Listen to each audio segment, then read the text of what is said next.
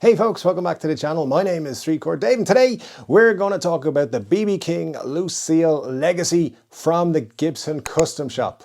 Because if there's one thing that has not been reissued enough by Gibson, it's the BB King Lucille.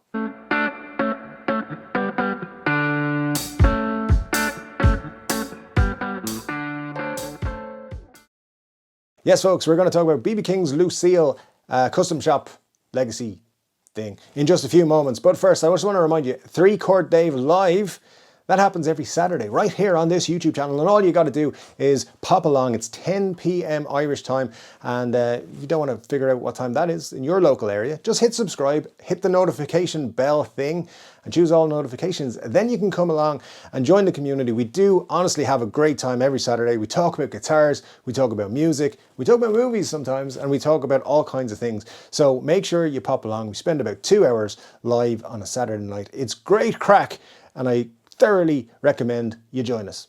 Also, there's some links in the description below here, ways you can support the channel. One of the greatest ways is to pick up some merch. As you can see, it is this season's must-have, so pick some of that up if you want to support the channel. And without further ado, let's talk about the Gibson custom shop version of Lucille, the Lucille legacy as they're calling it. Now, in good news, Gibson are saying that this is added to the custom shop lineup as a core artist model.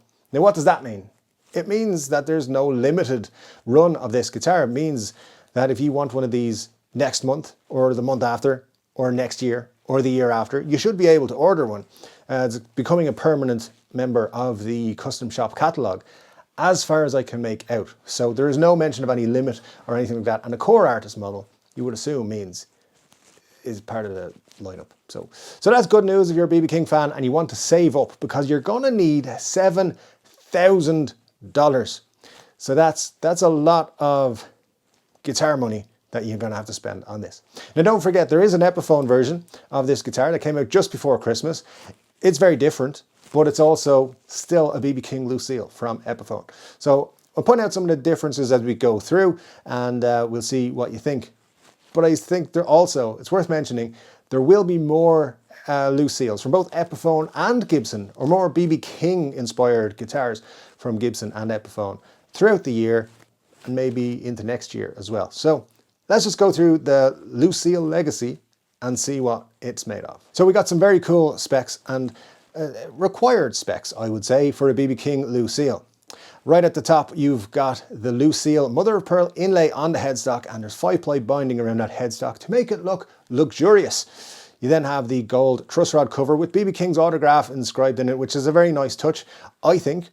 On the fretboard, which is ebony, you'll find some split block mother of pearl inlays. Now here's the first difference from the Epiphone, because the Epiphone had block inlays and they were pearloid, not mother of pearl.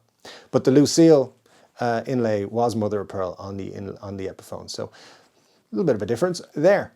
Now the neck on this one is a mahogany neck, and it is a slim taper, they're saying, which is unusual.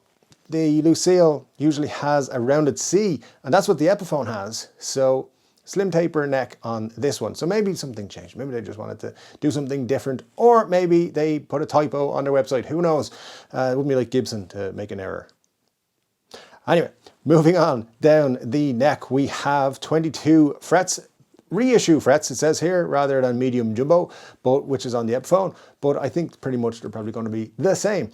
So that's what you've got there. This is a long neck tenon, so you know, vintagey specs there. We like that around here. The body is made of a maple poplar maple laminate, and it's figured maple on the top, on the sides, and on the back. So this should look absolutely beautiful in that transparent ebony finish.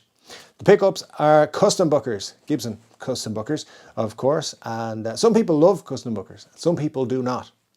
I like them, so that's just my personal opinion, but some people think they sound a bit too muddy, so you'll have to let me know what you think in the comments section below. Don't forget to leave your thoughts down there, and hit like while you're at it, because, you know, why not?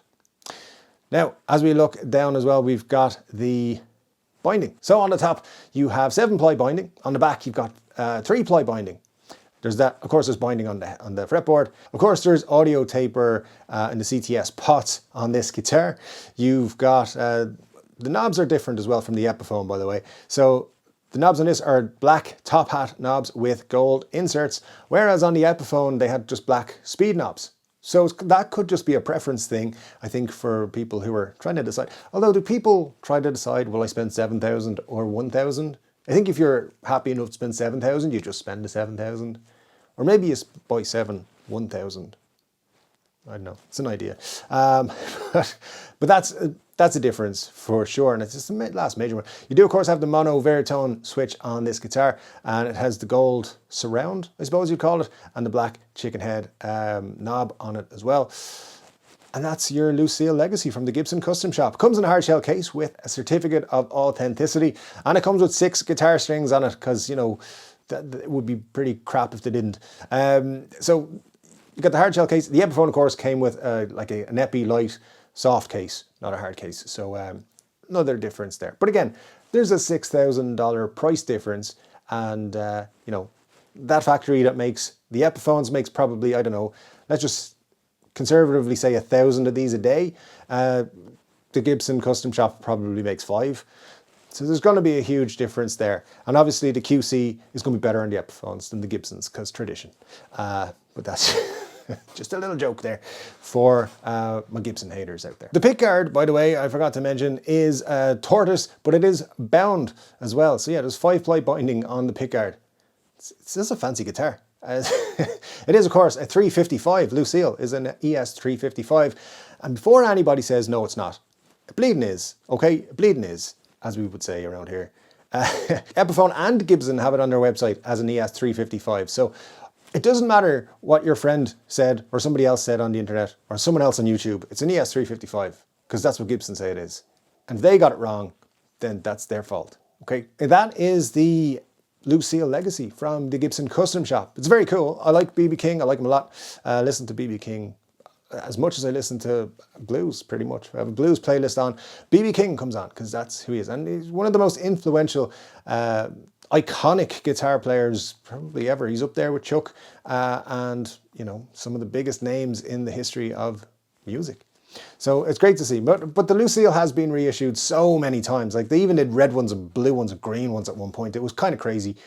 And we know we're getting more. So the B.B. King estate and Gibson have an agreement to put out a range of B.B. King inspired guitars.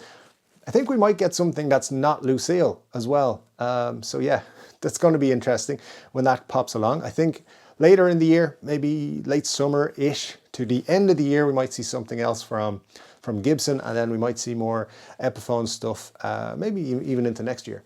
But there's definitely more B.B. King guitars coming. And Gibson have more stuff coming. So far, they've only announced signature models, so no updates to their standard lineups or Epiphone lineups or anything like that yet.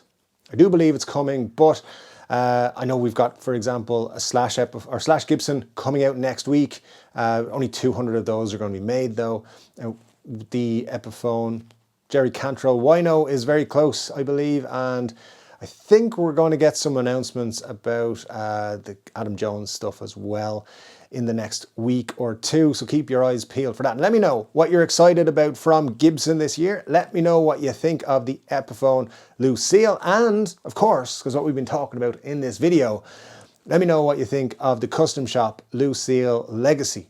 Now, I think it's great. If I had $7,000 spare, I wouldn't buy this guitar, but that's just personal preference, because I got so many things on my reverb shopping list. So, you know, but I do like it. I like that Lucille is going to be a permanent addition to the collection for the Custom Shop, and hopefully for Epiphone and Gibson as well. We just have to wait and see. But let me know your thoughts and comments down below in the comments section. Don't forget to check out the links in the description as well to support the channel. Don't forget 3 Chord Dave live on Saturday. Make sure you pop along and have some fun with us. And thank you so much for joining me. I'll be back again with another video about guitars and things very soon. And until then, take care.